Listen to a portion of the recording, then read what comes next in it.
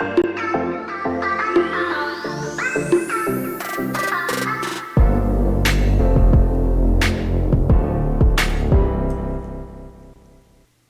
people, it's your boy Richard Morse back at it again with another match preview, and this time it's Aston Villa versus AFC Bournemouth. Villa away, ladies and gentlemen. Coming off the great result we had against Arsenal at home, we now go up to the Villains, Villa Park, ladies and gentlemen.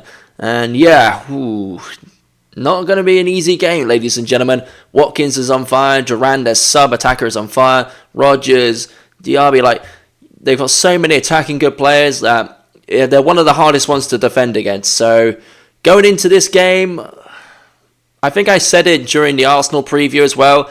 If we get anything out of these three games, which is Arsenal, Villa, Man City, great. That's great for us, but I'm not expecting anything big, to be honest, ladies and gentlemen. I know we had that big win, the 2-0 win against Arsenal, but you could make a case of, well, there was no Saka, Odegaard was missing, they were down to 10 men, there was a lot of factors in that where we came out the victors of that game. But, hey, 3 points is 3 points, ladies and gentlemen. We got to take them while we can, especially against a team like Arsenal. Now, going into Villa are one of those games where we never seem to get much of a result of. I remember going into their season 2 ago, I think we lost 3-0, and that was probably one of our worst performances. We looked like we just couldn't be asked for the game. I don't know whether it's just the long journey to Villa. The players are just not like jet lag, but you know what I mean, when you've had a long journey and you're just tired by the time you get there, sort of thing. But yeah, I think if we can be as defensively solid as we are against Arsenal, maybe we could get a draw out of this. Maybe it might be a 1-1 or a 0-0 draw. But with the firepower they have going up front, I wouldn't be too shocked if we lose this game, lads. And yeah, to be really honest, there's not really much more to sort of say about this game, really. I know, obviously, the starting 11 we had, it was pretty impressive. We had Cliver, we had Evan Nilsson, Semenyo. Semenyo is, without a doubt, our best player.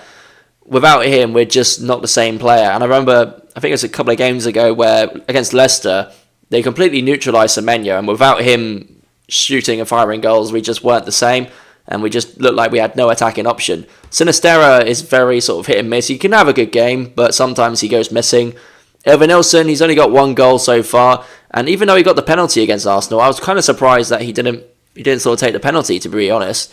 But hey, Cliver got his first goal of the season. Maybe now that they both got their first goal of the season out of the way, maybe that will sort of spur them on to keep going for another one in the next couple of games. But we'll have to see. I know obviously Villa have just played Champions League games, so maybe they might be a little bit tired going into our game on the weekend. But it's one of those, we could get lucky depends on if they play out their top starting 11.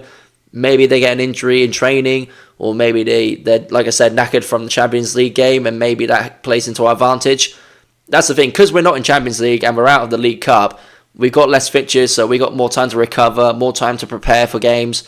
But, sometimes you can prepare all you want, it's just the quality difference between the two teams is just there from the start, and there's nothing we can do about it. We just got to get through this game, and hopefully, same with City really, just give it our all, hope for the best, and if we get 3 points, 1 point or no points, it is what it is, ladies and gentlemen. We move on to City, and then after that we get some easier games of, like I said, Brentford, Wolves and Ipswich, which those are the 3 games I'm really sort of waiting for.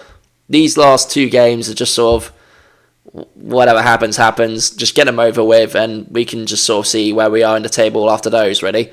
We're currently, 11th in the table, which is, for Bournemouth is really good. And I think even if we lose against Villa and City, we'll probably be about the 13th, 14th, 15th position, which I know is getting a little bit close to the relegation zone, but hopefully when we have Brentford, Wolves and Ipswich, we can get some more 3 points and that'll push us further up the table. So I think even if we lose against Villa and City, we should be okay. I think we'll be fine.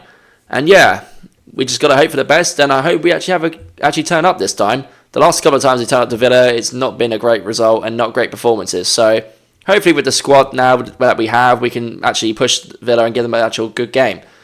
But yeah, we'll see how it goes, ladies and gentlemen. Thank you all for watching this it's match preview. Sorry about that. Match preview of me. I've been your boy Richard Morse. If you're a new subscriber, please follow, like, and subscribe. If you're a returning viewer, good to see you again, and I'll catch you on the live watch along. I will be doing a live watch along for this game. Yep, that's right. The watch-alongs are coming back, ladies and gentlemen. And I'll catch you on the watch-along then. See you later.